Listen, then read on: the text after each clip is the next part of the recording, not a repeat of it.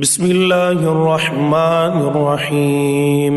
شروع اللہ کے نام سے جو سب پر مہربان ہے، بہت مہربان ہے۔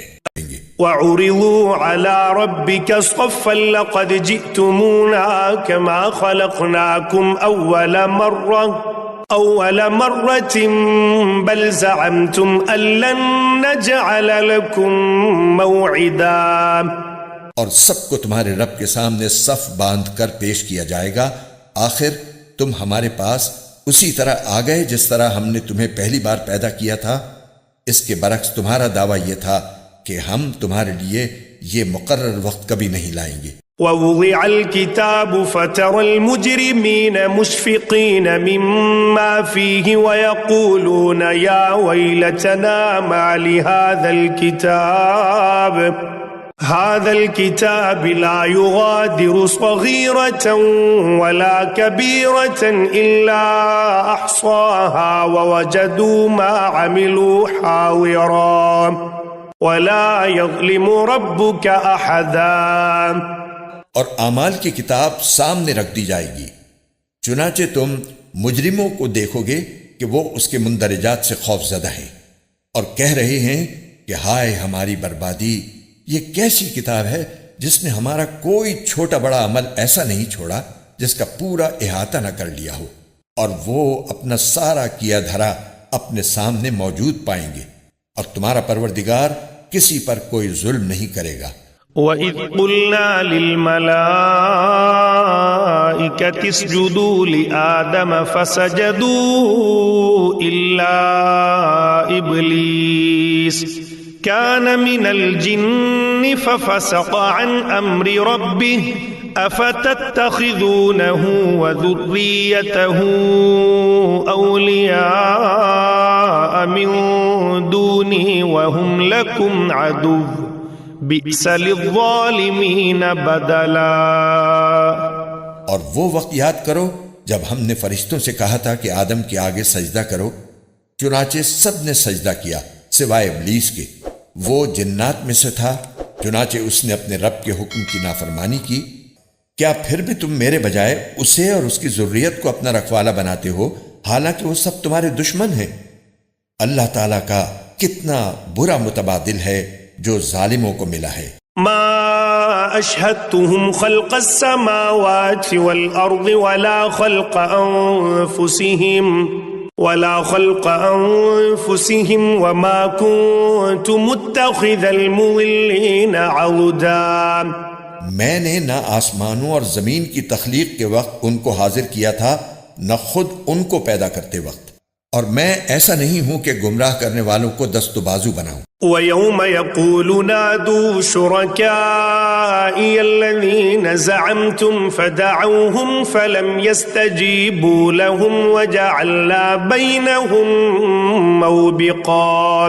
اور اس دن کا دھیان کرو جب اللہ ان مشرکوں سے کہے گا کہ ذرا پکارو ان کو جنہیں تم نے میری خدائی میں شریک سمجھ رکھا تھا، چنانچہ وہ پکاریں گے لیکن وہ ان کو کوئی جواب نہیں دیں گے، اور ہم ان کے درمیان ایک مہلک آڑ حائل کر دیں گے۔ وَرَأَى الْمُجْرِمُونَ النَّارَ فَظَنُّوا أَنَّهُمْ مُوَاقِعُوهَا وَلَمْ يَجِدُوا عَنْهَا مَصْرِفًا۔ اور مجرم لوگ آگ کو دیکھیں گے تو سمجھ جائیں گے کہ انہیں اسی میں گرنا ہے، اور اس سے بچ نکلنے کا کوئی راستہ نہیں پائیں گے۔ وَلَقَدْ صَرَّفْنَا فِي هَذَا الْقُرْآنِ لِلنَّاسِ مِنْ كُلِّ مَثَلٍ وَكَانَ الْإِنسَانُ أَكْثَرَ شَيْءٍ جَدَلًا۔ اور ہم نے لوگوں کے فائدے کے لیے اس قرآن میں طرح طرح سے ہر قسم کے مضامین بیان کیے ہیں، اور انسان ہے کہ جھگڑا کرنے میں ہر چیز سے بڑھ گیا ہے۔ وَمَا مَنَعَ النَّاسَ أَن يُؤْمِنُوا إِذْ جَاءَهُمُ الْهُدَى وَيَسْتَغْفِرُوا رَبَّهُمْ إِلَّا أَن تَأْتِيَهُمْ سُنَّةُ الْأَوَّلِينَ أَوْ يَأْتِيَهُمُ الْعَذَابُ قُبُلًا۔ اور جب لوگوں کے پاس ہدایت آ چکی تو اب انہیں ایمان لانے اور اپنے رب سے معافی مانگنے سے اس مطالبے کے سوا کوئی اور چیز نہیں روک رہی کہ ان کے ساتھ بھی پچھلے لوگوں جیسے واقعات پیش آ جائیں یا عذاب ان کے بالکل سامنے آ کھڑا ہو۔ وما نرسل المرسلين إلا مبشرين ومنذرين ويجادل الذين كفروا بالباطل ليدحضوا به الحق واتخذوا آياتي وما أنذروا هزوا۔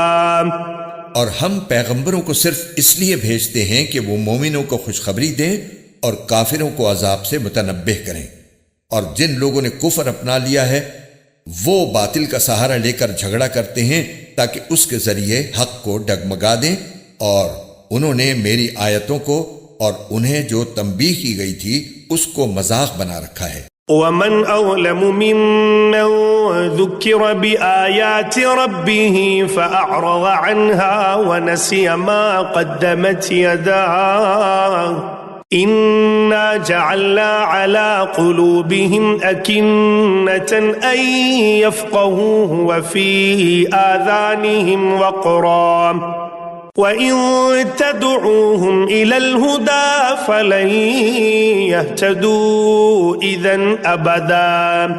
اور اس شخص سے بڑھ کر ظالم کون ہوگا جسے اس کے رب کی آیتوں کے حوالے سے نصیحت کی جائے تو وہ ان سے منہ موڑ لے اور اپنے ہاتھوں کے کرتوت کو بھلا بیٹھے۔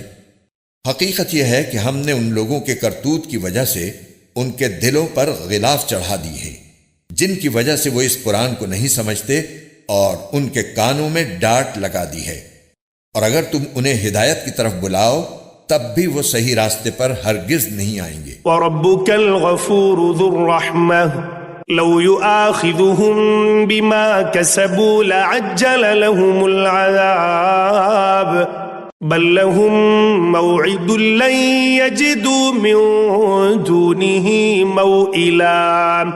اور تمہارا پروردگار بہت بخشنے والا بڑا رحمت والا ہے، جو کمائی انہوں نے کی ہے اگر وہ اس کی وجہ سے انہیں پکڑنے پر آتا تو ان کو جلد ہی عذاب دے دیتا، لیکن ان کے لیے ایک وقت مقرر ہے جس سے بچنے کے لیے انہیں کوئی پناہ گاہ نہیں ملے گی۔ وَتِلْكَ الْقُرَىٰ أَهْلَكْنَاهُمْ لَمَّا ظَلَمُوا وَجَعَلْنَا لِمَهْلِكِهِم مَّوْعِدًا۔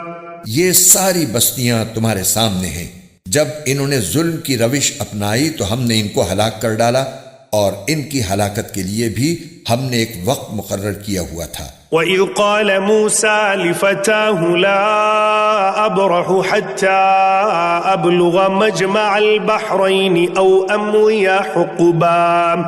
اور اس وقت کا ذکر سنو جب موسیٰ نے اپنے نوجوان شاگرد سے کہا تھا کہ میں اس وقت تک اپنا سفر جاری رکھوں گا جب تک دو سمندروں کے سنگم پر نہ پہنچ جاؤں، ورنہ برسوں چلتا رہوں گا۔ فَلَمَّا بَلَغَا مَجْمَعَ بَيْنِهِمَا نَسِيَا حُوتَهُمَا فَاتَّخَذَ سَبِيلَهُ فِي الْبَحْرِ سَرَبًا۔ چنانچہ جب وہ ان کے سنگم پر پہنچے تو دونوں اپنی مچھلی کو بھول گئے، اور اس نے سمندر میں ایک سرنگ کی طرح کا راستہ بنا لیا۔ فَلَمَّا جَاوَزَا قَالَ لِفَتَاهُ آتِنَا غَدَاءَنَا لَقَدْ لَقِينَا مِن سَفَرِنَا هَٰذَا نَصَبًا۔ پھر جب دونوں آگے نکل گئے تو موسیٰ نے اپنے نوجوان سے کہا کہ ہمارا ناشتہ لاؤ۔ سچی بات یہ ہے کہ ہمیں اس سفر میں بڑی تھکاوٹ لاحق ہو گئی ہے۔ قال أرأيت إذ أوينا إلى الصخرة فإني نسيت الحوت وما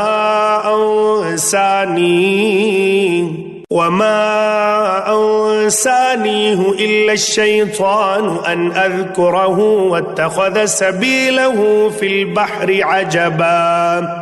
اس نے کہا بھلا بتائیے، عجیب قصہ ہو گیا، جب ہم اس چٹان پر ٹھہرے تھے تو میں مچھلی کا آپ سے ذکر کرنا بھول گیا، اور شیطان کے سوا کوئی نہیں ہے جس نے مجھ سے اس کا تذکرہ کرنا بھلایا ہو، اور اس مچھلی نے تو بڑے عجیب طریقے پر دریا میں اپنی راہ لے لی تھی۔ قال ذلك ما كنا نبغي فارتدا على آثارهما قصصا۔